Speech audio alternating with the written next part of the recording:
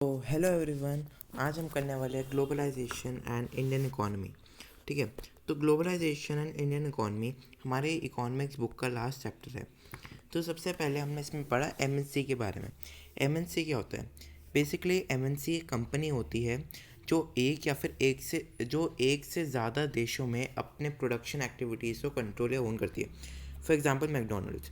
McDonald's आपको India में मिल जाएगा, यूएसए में, यूके में, बांग्लादेश में, आपको हर कंट्री में आपको मैकडोनल्ड के शॉप मिल जाएगी, है ना।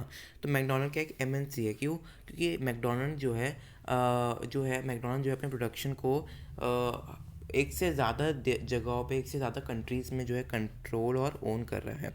सो एमएनसी और multinational corporation is a company that owns or control the production activities in more than one nation. तो जिस भी देश में वो अपने प्रोडक्शन एक्टिविटी को ओन या कंट्रोल करती है, उस जगह पे वो ऑफिस और फैक्ट्रीज सेटअप करती है। और वो ऑफिस और फैक्ट्रीज़ जो है उन्हीं जगहों पे सेटअप करती है जहाँ पे उन्हें चीप लेबर मिल जाता है। आज सारे factor production, market, labour, power सब अच्छा खासा मिल जाता है। गवर्नमेंट पॉलिसीज़ भी अच्छी खासी होती है, रिसोर्सेज अच्छे खासे मिल जाते हैं। ठीक है। और प्रॉक्सिमिटी टू मार्केट होता है, यानी कि मार्केट के प्रति क्लोजनेस, मतलब कि मार्केट भी बिल्कुल पास में, नहीं ज़्यादा ट्रांसपोर्टेशन कॉस्ट नहीं लगता। तो ये सब चीज़ें एक एमएनसी देखती है। Production of goods and services that take place globally and complex manner. तो एमएनसी की वजह से जो पूरी दुनिया है वो एक तरह से कनेक्टेड हो गई, क्योंकि एमएनसी जो है एक से ज़्यादा जगह पे प्रोडक्शन करती है। इसकी वजह से जिन जगहों पे एमएनसी प्रोडक्शन करती है वो सारी जगह जो है एक दूसरे से कनेक्टेड हो जाती है। तो एक तरह से ग्लोबल लेवल पे गुड्स और सर्विसेज का प्रोडक्शन शुरू हो जाता है। इंडिया, यूएसए, पाकिस्तान, बांग्लादेश, हर जगह पे मैकडोनल्ड्स का मैं मैकडोनल्ड्स का इसलिए दे रहा हूँ क्योंकि आसान है। ठीक है। तो India, USA, Pakistan, Bangladesh, UK, France, हर जगह मैकडोनल्ड्स है ना। तो मैकडोनल्ड्स जो है बहुत सारी कंट्रीज़ में अपने गुड्स और सर्विसेज बना रहा है।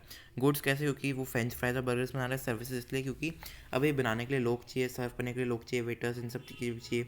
तो सर्विसेज यानी जॉब्स भी प्रोड्यूस कर रहा है, गुड्स भी बना रहा है। तो ये जो गुड्स और सर्विसेज मैकडोनल्ड्स बना रहा है, कि ग्लोबल लेवल बना रहा है, कि बहुत सारे कंट्रीज़ में बना रहा है और बहुत ही कॉम्प्लेक्स मैनर में। मतलब कि आप सोचो, मैकडोनल्ड्स अगर 50 से भी ज़्यादा देश में है, तो 50 से ज़्यादा, मतलब कि एक तरह से अगर एक शॉप में अगर 10 लोगों को नौकरी मिल रही है, और अगर एक कंट्री में 10 शॉप है, तो आप सोच सकते हो कितने गुड्स और सर्विसेज करता होगा मैकडोनल्ड्स। तो एक तरह से बहुत ही कॉम्प्लेक्स मैनर में और पूरा ग्लोबली जो है गुड्स और सर्विसेज को प्रोड्यूस करा जाता है। अब यहाँ पे मैकडोनल्ड्स ही बल्कि सारी एमएनसीज है। ठीक है। Define investment. तो इन्वेस्टमेंट की जो पैसा हम चीज़ें खरीदने में, जो एसेट्स खरीदने में खर्च करते हैं, जिन पैसों को, जैसे लैंड हो गया, बिल्डिंग्स हो गया, मशीन हो गया, इक्विपमेंट्स हो गए। तो लैंड, मशीन, बिल्डिंग्स, इक्विपमेंट्स, इन सब चीज़ों खरीदने के लिए जो हम पैसा खर्च करते हैं उसे हम इन्वेस्टमेंट कहते हैं। अब इन्वेस्टमेंट बहुत ही रिस्की होता है, पॉजिटिव भी निकल सकता है और नेगेटिव भी निकल सकता है। पॉजिटिव मतलब कि अगर कंपनी का प्रॉफिट हो गया जिसमें आपने इन्वेस्ट करा है, तो आपका पैसा बढ़ेगा, पर अगर वो कंपनी घाटे में चली गई तो आपका पैसा डूब गया। तो जो पैसा हम एसेट्स खरीदने में लगाते हैं, जैसे बिल्डिंग्स, मशीन्स, इक्विपमेंट्स, लैंड, ये सब हम कहते हैं, उस पैसे को हम कहते हैं इन्वेस्टमेंट। और अगर वही पैसा एक फॉरेन कंपनी लगा दे तो उसे हम फॉरेन इन्वेस्टमेंट कहते हैं। जैसे एमएनसी, जो भी पैसा एमएनसी खर्च करती है इन सब चीज़ों पे, वो फॉरेन इन्वेस्टमेंट कहलाती है। और जो लोकल करते हैं वो इन्वेस्टमेंट। अच्छा, अब चैप्टर का नाम ग्लोबलाइजेशन है। ग्लोबलाइजेशन है क्या? तो globalisation is the process of rapid integration of production markets between countries. मतलब कि फॉर एग्जांपल एक कंट्री है, लेट्स से ये कंट्री ए है और कंट्री बी है। अब एक particular MNC, let's say MNC x है। अब वो एमएनसी एक्स से कर रही है कि वो लेट्स सपोज कार बना रही है। तो हो सकता है कि वो कार की हेडलाइट के जो, मतलब कि जैसे आप कह सकते हो, जो कार के जितने पार्ट्स हैं वो सब वो कंट्री ए में मैन्युफैक्चर कर रही है। और कंट्री बी में जो है वो उन मैन्युफैक्चर्ड पार्ट्स को कंट्री बी में एक्सपोर्ट करवा के कंट्री बी में उन्हें जोड़ रही है।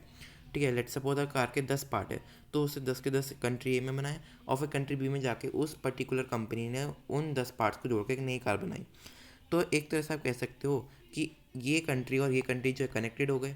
किसके बहाने? एमएनसी के बहाने ये दोनों कंट्रीज कनेक्टेड हो गए, क्योंकि ये कंट्री इस पर डिपेंडेंट है और ये वाली कंट्री इस पर डिपेंडेंट है। तो आप कह सकते हो इसकी वजह से क्या हुआ कि दोनों कंट्रीज इंटीग्रेट हुई, कनेक्ट हुई, उनके मार्केट और प्रोडक्शन कनेक्ट हुए। So globalisation is the process of rapid integration of market and production between the countries. ठीक है। So it is the process of rapid integration and connection of markets and production between the countries. ठीक है। और जो जैसे यहाँ पे country x, यहाँ पे कंट्री ए तो कंट्री बी में थी। ठीक है। तो कंट्री ए से कंट्री बी में क्या जा रहे थे, गुड्स जा रहे थे, यानी कि वो कार के पार्ट्स जा रहे थे। अब जब कार के पार्ट्स ए से बी कंट्री में जाएंगे तभी तो कंट्री बी में जो है जॉब्स क्रिएट होगी।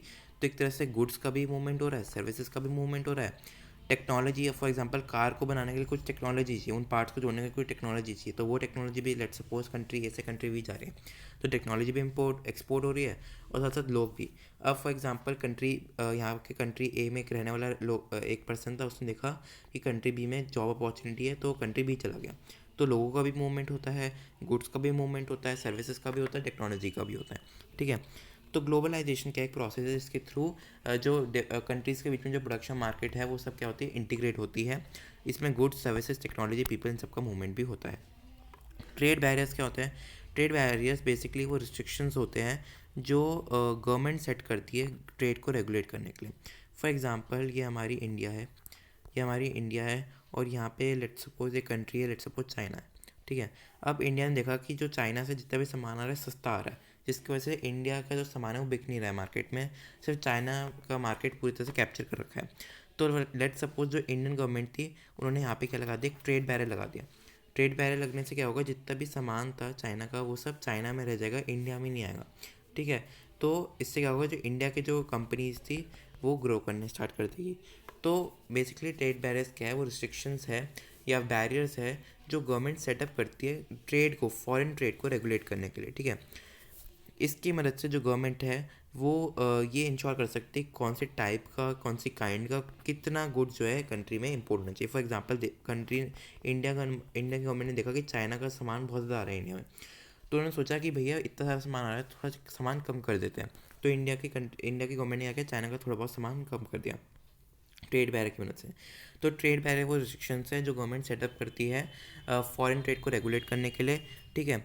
और इसकी मदद से जो गवर्नमेंट है वो ये भी इंश्योर कर सकती है कितना और कितनी क्वालिटी का और कितने क्वांटिटी का गुड जो है वो इम्पोर्ट और एक्सपोर्ट होना चाहिए। अब तीसरी चीज़ ट्रेड बैरियर का एग्जांपल, तो ट्रेड बैरियर का सबसे कह सकते हो सबसे कॉमन एग्जांपल है इंपोर्ट्स। इंडियन गवर्नमेंट ने क्या किया, चाइनीज़ सामान पे सारा टैक्स लगा दिया, इसकी वजह से चाइना का जो सामान था वो महंगा हो गया। अब लोग क्या खरीदेंगे, सस्ती चीज़ें खरीदेंगे, वो होगी इंडियन की चीज़ें, जिस वजह से इंडियन इंडस्ट्रीज ग्रो होगी, ठीक है। लिबरलाइजेशन क्या है? तो लिबरलाइजेशन होता है removal of barriers on imports and exports bye the government.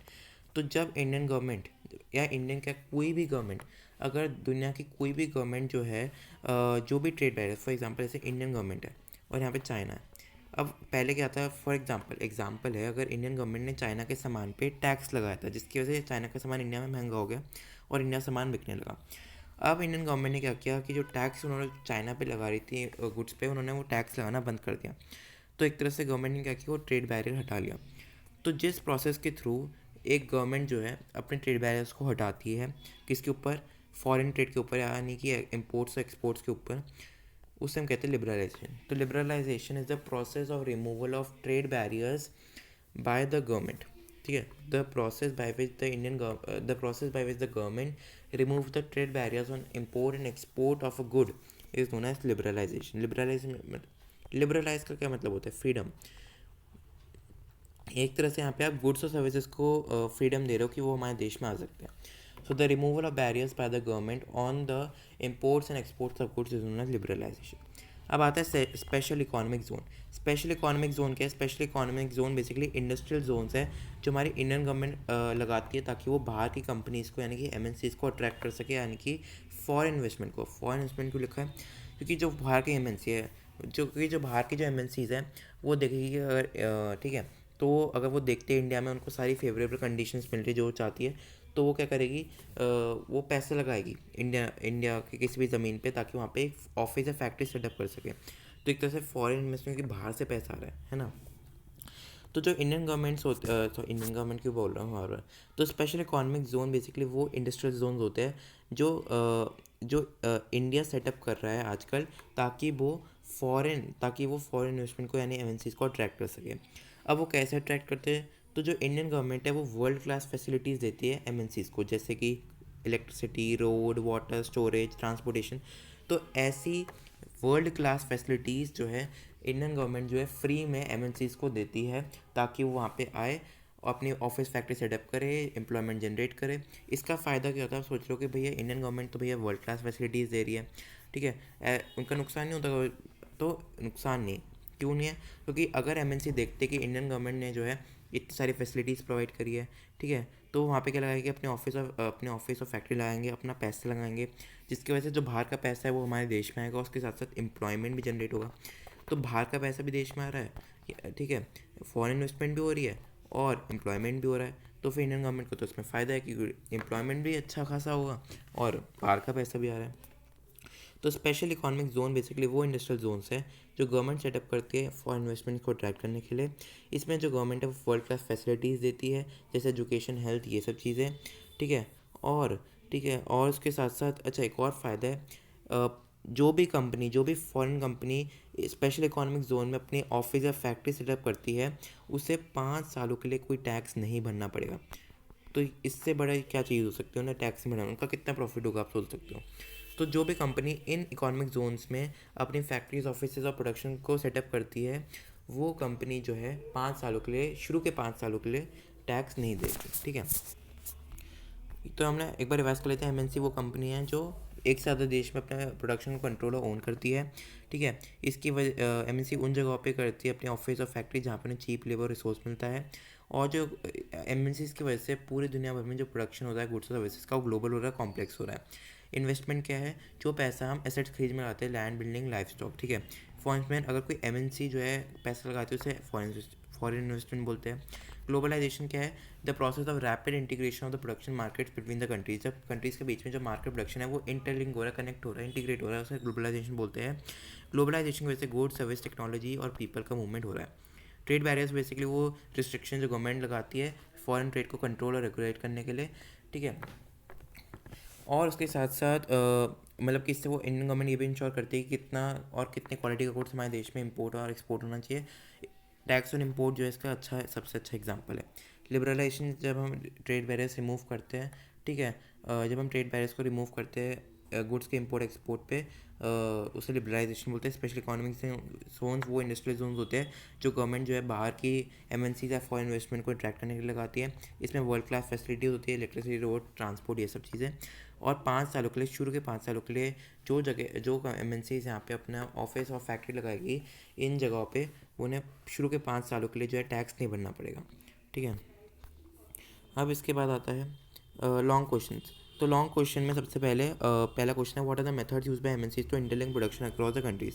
तो एमएनसी क्या क्या चीज़ें यूज़ करती है कंट्रीज़ में से प्रोडक्शन को कनेक्ट करने के लिए। तो जब भी कोई एमएनसी किसी भी देश आती है, ठीक है, तो क्या तो वो लोकल कंपनी के साथ पार्टनरशिप करने की कोशिश करती है, ठीक है। इससे लोकल कंपनी को दो फ़ायदे हो गए, एक तो वहाँ का पैसा भी मिलेगा उनको, उन्हें टेक्नोलॉजी भी मिलेगी, ठीक है। तो पैसे की मदद से वो नई नई चीज़ों पे खर्च कर सकते हैं, मशीन्स पे। दूसरा, जो एमएनसी होगी हो सकता है कि वो किसी लोकल कंपनी के साथ कम्पीट करे, या फिर मोस्ट ऑफ द केसेस में वो बाय भी कर सकती है। तो क्या तो एमएनसी जो है लोकल कंपनी के साथ पार्टनरशिप करेगी, उन्हें खरीदेगी, उनके साथ कॉम्पीट करेगी, या फिर वो उन लोकल कंपनी को जो है सप्लाईज में, फॉर एग्जांपल एक एमएनसी एक्स आई किसी देश में, उन्होंने देखा कि एक लोकल कंपनी है और उस लोकल कंपनी का लेट सपोज नाम वाई रख लो, ठीक है। तो जो एमएनसी एक्स थी उसने लोकल कंपनी के वाई को बोला कि भाई तू मेरे ना 10 जूते बना ले, ठीक है, मैं तुझे इतने पैसे दूंगा। अब वो लोकल कंपनी के पास इतना प्रॉफिट नहीं होता, इतना सा बिजनेस चलता नहीं होता, एमएनसी का नाम भी बहुत होता है, तो वो उसके लिए बनाते हैं। फिर एमएनसी क्या करती है कि उन लोकल कंपनी के बनाए हुए चीज़ों पे अपना ब्रांड छाप के उस देश में बेचती है और प्रॉफिट कमाती है। तो इससे इनका भी फ़ायदा होता है क्योंकि इनको भी पैसा मिलता है और इनको भी फ़ायदा होता है, ठीक है। तो ये आपको समझ में आ गया होगा, ठीक है। तो क्या तो पार्टनरशिप करेंगे, बाय करेंगे, कम्पीट करेंगे, या फिर उनको सप्लाईज के लिए यूज़ करेंगे।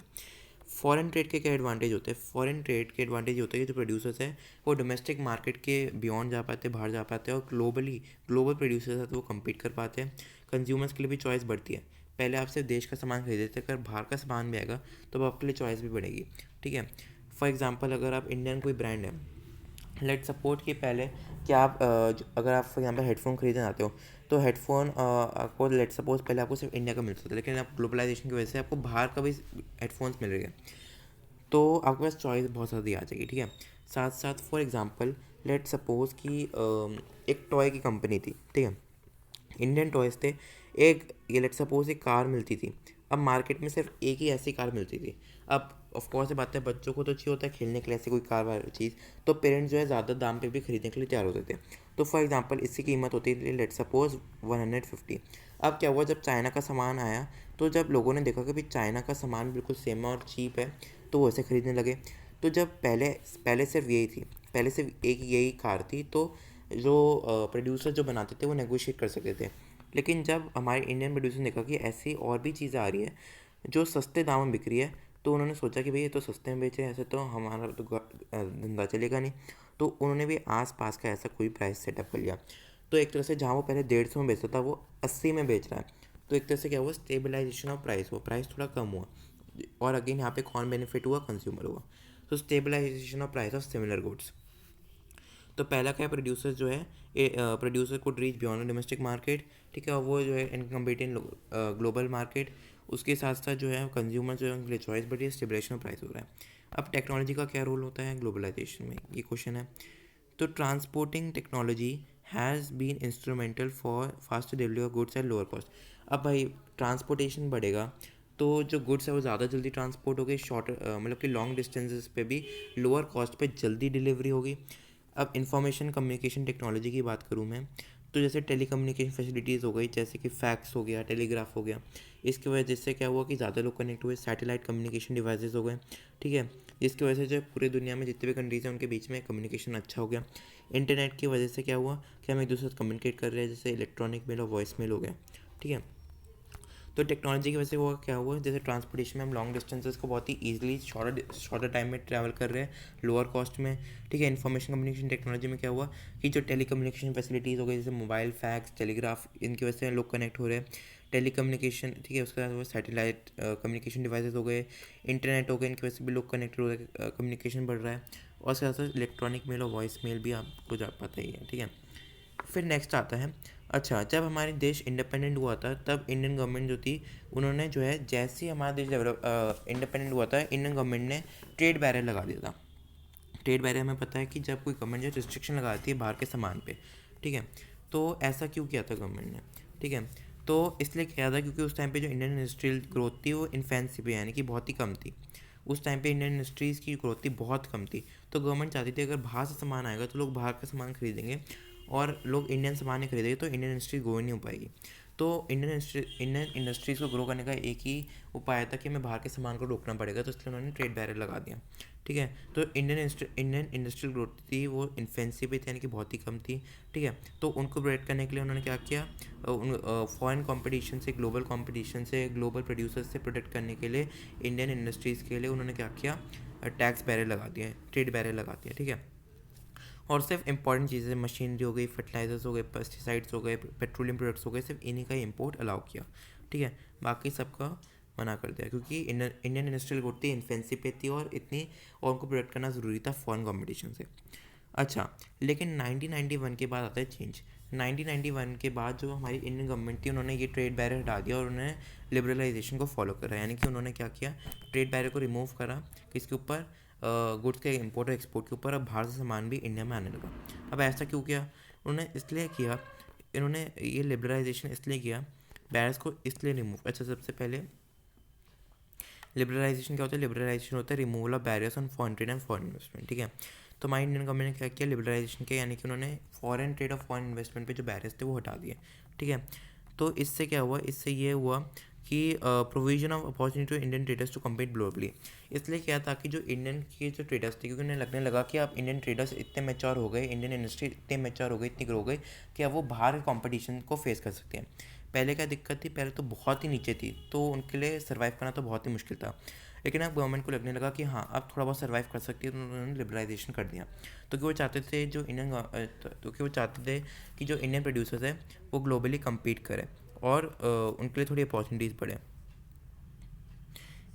ठीक है। उसके साथ साथ और वो ये भी चाहती थी क्योंकि अगर बाहर से सामान आएगा तो इंडियन प्रोड्यूसर उन पर प्रेशर पड़ेगा कि वो अपने गुड्स की क्वालिटी बढ़ाए, ठीक है। इससे क्या होगा कि उनका परफॉर्मेंस बढ़ेगा, ठीक है। तो पहली चीज़ क्या है, लिबरलाइजेशन की पॉलिसी कहती है कि जितने भी आपने ट्रेड बैरियर्स लगाए फॉरेन ट्रेड और फॉरेन इन्वेस्टमेंट पे वो हटाओ। दूसरा कि जो इंडियन ट्रेडर्स थे वो चाहते थे कि इंडियन ट्रेडर्स जो है बाहर ग्लोबली कम्पीट करें, ठीक है। उनको अपॉर्चुनिटीज़ मिलनी चाहिए बाहर ग्लोबली कम्पीट करने के लिए। इससे क्या होगा कि इससे उन पर प्रेशर पड़ेगा कि प्रोडक्ट की क्वालिटी को इम्प्रूव करें, इससे उनकी परफॉर्मेंस भी इम्प्रूव होगी। ठीक है। अच्छा, इसके बाद आता है WTO। WTO का एक इंटरनेशनल ऑर्गेनाइजेशन है जो इंटरनेशनल ट्रेड से रिलेटेड रूल्स को इस्टेब्लिश करती है। तो जो WTO है वो लिबरलाइजेशन को मानती है, यानी कि WTO को ट्रेड बैरियर्स बिल्कुल पसंद नहीं है। वो चाहती है कि लिबरलाइजेशन हो, हर जगह फॉरेन ट्रेड और फॉरेन इन्वेस्टमेंट हो। तो WTO एक इंटरनेशनल ऑर्गेनाइजेशन है जो इंटरनेशनल ट्रेड से रिलेटेड रूल्स को इस्टेब्लिश करती है, लागू करती है, जो सब कंट्रीज़ के लिए फॉलो करना कंपलसरी होता है इंटरनेशनल ट्रेड को लेकर। और WTO का हमेशा ये मानना होता है कि हमेशा जो लिबरलाइजेशन है उसे प्रमोट करना चाहिए। ठीक है। 164 कंट्रीज जो है WTO में पार्ट है, जिसमें से इंडिया भी एक पार्ट है। ठीक है। लेकिन जो WTO है वो बहुत ही अनफेयर है। वो हमेशा डेवलपिंग कंट्रीज जैसे इंडिया हो गया, ठीक है, ऐसी कंट्रीज़ को, डेवलपिंग कंट्रीज़ को हमेशा फोर्स करता है कि वो लिबरलाइजेशन करे, वो ट्रेड बैरियर्स को हटाए। लेकिन जो डेवलप कंट्रीज़ हो गए जैसे US हो गया, रशिया हो गए, इनको फोर्स नहीं करता ट्रेड बैरियर्स हटाने से। ठीक है। तो जो डेवलपिंग कंट्रीज़ है जिनको ट्रेड बैरियर्स की सख्त ज़रूरत है उनको फोर्स करता है हटाने के लिए, और डेवलपिंग कंट्रीज़ जिनको ट्रेड बैरियर हटाने चाहिए उनको बोलता है कि तुम्हें हटाने की कोई ज़रूरत नहीं है। ठीक है। तो एक तरह से WTO इस मामले में अनफेयर है। तो सबसे पहली चीज़ इंटरनेशनल ऑर्गेनाइजेशन है, इंटरनेशनल ट्रेड से रिलेटेड रूल्स को इस्टेब्लिश करती है, लिबरलाइजेशन को फॉलो करती है, 164 कंट्रीज़ का पार्ट है, और ये डेवलप कंट्रीज़ को ज़्यादा फेवर करती है और डेवलपिंग कंट्रीज़ को हमेशा फोर्स करती है कि तुम ट्रेड बैरियर्स हटाओ। ठीक है। अब आता है what is impact of globalisation है, वेरी इंपॉर्टेंट क्वेश्चन। तो ग्लोबलाइजेशन का इंडिया पे क्या इम्पैक्ट पड़ा? सबसे पहला आता है कंज्यूमर्स के लिए। तो कंज्यूमर्स के लिए तो बल्ले बल्ले हो गए, उनका स्टैंडर्ड ऑफ लिविंग बढ़ गया क्योंकि स्टेबलाइजेशन ऑफ प्राइसेस हो गया सिमिलर गुड्स के लिए, और उनके लिए चॉइस भी बढ़ गई। इंडियन इकॉनमी के लिए भी बहुत अच्छा हुआ क्योंकि जब बाहर से फॉरेन इन्वेस्टमेंट और फॉरेन ट्रेड हुई तो इससे क्या हुआ कि बहुत ज़्यादा एम्प्लॉयमेंट जनरेट हुआ। अब फॉरेन ट्रेड के लिए भी तो लोग चाहिए ना, तो एम्प्लॉयमेंट हुआ। फॉरेन इन्वेस्टमेंट आई, MNC आई, तो MNC में काम करने के लिए लोग गए, वहाँ पे एम्प्लॉयमेंट हुई। ठीक है। तो इससे क्या हुआ, एम्प्लॉयमेंट हुई और इकोनॉमी और जो है कंपनी भी, ठीक है, तो ज़्यादा जॉब अपॉर्चुनिटीज़ हुई। और उसके साथ साथ क्या हुआ कि प्रॉस्पेरिटी ऑफ द कंपनी, यानी कि जो MNC थी जो आई थी उसका भी प्रॉस्पेरिटी हुआ, हमारे लिए भी जॉब अपॉर्चुनिटीज़ पड़ी। और अच्छा, हमने पढ़ा था MNCs की कि वो लोकल प्रोड्यूसर्स को सप्लाईज के लिए भी यूज़ करती है। तो जिन लोकल कंपनीज़ को MNC ने यूज़ किया था लोकल सप्लाईज के लिए, उनका भी बेनिफिट हुआ क्योंकि जब वो रॉ मटेरियल सप्लाई करते थे MNC को तो उनका भी प्रॉफिट हुआ। ठीक है। तो पेपर में आ सकता है कि कैसे ग्लोबलाइजेशन की वजह से इंडियन इकॉनमी प्रॉस्पर हुई, तो ज़्यादा जॉब अपॉर्चुनिटीज़ हुई। ठीक है। जो कंपनी थी उसके लिए भी प्रॉस्पेरिटी बढ़ी। और साथ साथ ठीक है, कौन सी कंपनीज़ की प्रॉस्पेरिटी बढ़ी? जो कंपनीज़ MNC को रॉ मटेरियल सप्लाई करती थी, जो लोकल कंपनीज MNC को रॉ मटेरियल सप्लाई करती थी, वो कंपनीज़ भी जो है प्रॉस्पर हुई और जॉब अपॉर्चुनिटीज़ भी हुई। ठीक है। तो एक तरह से इंडियन इकॉनमी प्रॉस्पर हुई। ठीक है। कंज्यूमर के लिविंग स्टैंडर्ड्स बढ़े। तीसरी चीज़, जो इंडियन कंपनीज थी वो उनका भी स्टैंडर्ड्स बढ़ा क्योंकि जिन लोकल कंपनीज ने MNC के साथ पार्टनरशिप करी थी अब वो नई टेक्नोलॉजी में इन्वेस्ट कर सकते थे, तो कि पैसा आ गया था। साथ साथ वो प्रोडक्शन प्रोसेस में भी इम्प्रूव कर सकते थे क्योंकि पैसा आ गया था। तो जिन लोकल कंपनीज थे MNC के साथ पार्टनरशिप करी थी वो अब टेक्नोलॉजी में इन्वेस्ट कर सकते थे, प्रोडक्शन को इम्प्रूव कर सकते थे क्योंकि उनके पास पैसा आ गया था। ठीक है। तो उनके प्रोडक्शन स्टैंडर्ड्स बढ़े। कुछ इंडियन कंपनीज जो MNC निकल कर आई, जैसे टाटा मोटर्स, एशियन पेंट्स की कुछ ऐसे इंडियन कंपनीज जो MNCs बनी। अच्छा, अब आता है स्मॉल प्रोड्यूसर्स का। जो स्मॉल प्रोड्यूसर्स थे उनके ऊपर इम्पैक्ट बहुत ही बुरा हुआ, नेगेटिव हुआ। क्यों? क्योंकि जब बाहर से चीज़ें आने लगी तो कंपटीशन बढ़ गया। तो जो कुछ कंपनीज होती है इंडिया की वो आगे निकल गई और कुछ जो थी वो पीछे रह गई। ठीक है। तो इस वजह से क्या हुआ कि बहुत सारे क्लोजर, स्मॉलर यूनिट्स थे, छोटे छोटे यूनिट्स थे, वो क्लोज हो गए क्योंकि जब बाहर से सामान आता उसे कॉम्पीट नहीं कर पा रहे थे। तो कि वो बनाते थे हाथ से, बाहर का सामान आता था मशीन मेड, वो सस्ता होता था, लोग वो खरीदते थे, जिसकी वजह से उनका बिज़नेस चला नहीं और सारे जो यूनिट्स थे वो क्लोज़ हो गए। ठीक है। और वो क्यों क्लोज़ हो गए? क्योंकि वो ग्लोबल कॉम्पिटिशन को सर्वाइव ही नहीं कर पाए। ठीक है। और इससे क्या हुआ कि जब स्मॉल यूनिट्स बंद हुए, ऑफकोर्स ही बात है, जो लोग वहाँ काम कर रहे थे वो अब अनएम्प्लॉयड हो गए, तो इससे अनएम्प्लॉयमेंट भी बढ़ा। ठीक है। तो स्मॉल प्रोड्यूसर्स को कैसे इम्पैक्ट करा? उनके जो स्मॉल यूनिट्स थे वो क्लोज हो गए। क्यों हो गए? क्योंकि वो ग्लोबल कंपटीशन को सर्वाइव नहीं कर पाया। इससे क्या हुआ कि अनएम्प्लॉयमेंट बढ़ा। अब वर्कर्स पे क्या इम्पैक्ट हुआ? जो स्मॉल यूनिट्स पे काम करते थे, ठीक, मतलब कि वर्कर्स पे क्या इम्पैक्ट हुआ? सबसे पहले employment of workers on temporary basis, मतलब कि एम्प्लॉयमेंट की अब कोई सिक्योरिटी नहीं रही थी। ठीक है। मतलब कि अगर आप किसी कंपनी में काम करते हो तो हो सकता है कि आपको किसी भी समय वो निकाल सकते हैं। ऐसा क्यों? तो बेसिकली जो वर्कर्स होते थे उनको लॉन्ग वर्किंग आवर्स के लिए और लो वेजेस में, क्योंकि अनएम्प्लॉयमेंट बढ़ गया, तो जो लोग थे वो वर्कर्स का फ़ायदा उठाने लगे उनकी मजबूरी में, उनसे ज़्यादा देर तक काम करवाते थे, उनसे कम वेजेस में काम करवाते थे और सिक्योरिटी बेसिकली अनऑर्गेनाइज सेक्टर में अब आ गए थे। पहले वो ऑर्गेनाइज सेक्टर में थोड़ा बहुत काम करते थे, लेकिन जब ये यूनिट्स क्लोज हो गई, अब उन्हें कहीं तो काम चाहिए था, तो वो जो वर्कर्स थे वो किसी और कंपनी में गए, किसी और छोटी मोटी कंपनी में गए। वहाँ पे क्या था, अनऑर्गेनाइज सेक्टर में आती थी, जिसकी वजह से उन्हें कोई सिक्योरिटी नहीं है एम्प्लॉयमेंट की, कभी भी निकाल सकते हो, लॉन्ग वर्किंग आवर्स है, लो वेजेस है, तो ये दिक्कत थी। अच्छा, अब फेयर ग्लोबलाइजेशन के लिए बहुत ज़्यादा स्ट्रगल हुआ। सबसे पहली चीज़, इम्प्लीमेंटेशन ऑफ लेबर लॉज। हमें पता है कि जो इंडियन गवर्नमेंट थी वो लेबर लॉज के मामले में बहुत ही ज़्यादा फ्लेक्सिबल है, यानी कि लेबर लॉज में उन्होंने बहुत ज़्यादा छूट दे रखी है एमएनसीज को। क्यों? क्योंकि उन्हें पता है कि वो लेबर लॉज को बहुत स्ट्रिक्ट कर देगी तो बाहर से एमएनसी आना बंद कर देगी, तो इसलिए उन्होंने लेबर लॉज को बहुत ही ज़्यादा फ्री रखा है ताकि एमएनसीज आए यहाँ पे एम्प्लॉयमेंट जनरेट करें। लेकिन गवर्नमेंट को जो है लेबर लॉज को थोड़ा अच्छे से इम्प्लीमेंट करना चाहिए ताकि बाहर की एमएनसी भी इस तरह से आ जाए और क्या हो जाए कि लेबर के लिए एम्प्लॉयमेंट हो जाए। क्योंकि अगर लेबर लॉज अच्छे से इम्प्लीमेंट नहीं हो गए तो जो लेबर्स है, वर्कर्स है, उनको ये सब प्रॉब्लम से गुजरना पड़ेगा। तो अगर हमें इन सब प्रॉब्लम्स को रोकना है तो लेबर लॉज को इम्प्लीमेंट करना बहुत ज़्यादा ज़रूरी है। इसके साथ साथ सपोर्ट स्मॉल प्रोड्यूसर्स। हमने देखा है कि स्मॉल यूनिट्स जो है क्लोज हो गई, अनएम्प्लॉयमेंट बढ़ गई, ठीक है, क्योंकि वो सर्वाइव नहीं कर पाए ग्लोबल कंपटीशन को, वो ठीक से रॉ मटेरियल प्रोक्योर नहीं कर पाते, ठीक है, वो अनऑर्गेनाइज सेक्टर में रहते हैं, सिक्योरिटी नहीं है, ठीक है, स्टैंडर्ड ऑफ लिविंग अच्छा नहीं है, तो उनको सपोर्ट करना चाहिए गवर्नमेंट को। साथ साथ हमें ट्रेड बैरियर्स का यूज़ करना चाहिए, इतना भी लिबरलाइजेशन हमें नहीं करना चाहिए, इतना लिबरलाइजेशन होगा तो हमारी कंपनीज ग्रो ही नहीं करेगी, तो इसलिए ट्रेड बैरियर्स का यूज़ करो। साथ साथ जितनी भी डेवलपिंग कंट्रीज़ हैं उनको डब्ल्यूटीओ के खिलाफ आवाज़ उठानी चाहिए। क्यों उठानी चाहिए? क्योंकि डब्ल्यूटीओ हमेशा डेवलप कंट्री जैसे यूएस को फेवर करता है और डेवलपिंग कंट्रीज जैसे इंडिया को फेवर नहीं करता है। वो डेवलपिंग कंट्रीज़ को हमेशा फोर्स करता है किसके लिए, हटाने के लिए बैरियर्स को, सॉरी हाँ बैरियर्स हटाने के लिए, लेकिन जो यूएस को जैसे डेवलपिंग कंट्रीज़ को जो है वो बैरियर्स हटाने के लिए वो नहीं कहता। तो इसलिए जितने भी डेवलप कंट्रीज हैं उन्हें एक साथ अलाइन होकर जो है इसके खिलाफ लड़ना चाहिए। तो इसी के साथ चैप्टर होता है कंप्लीट।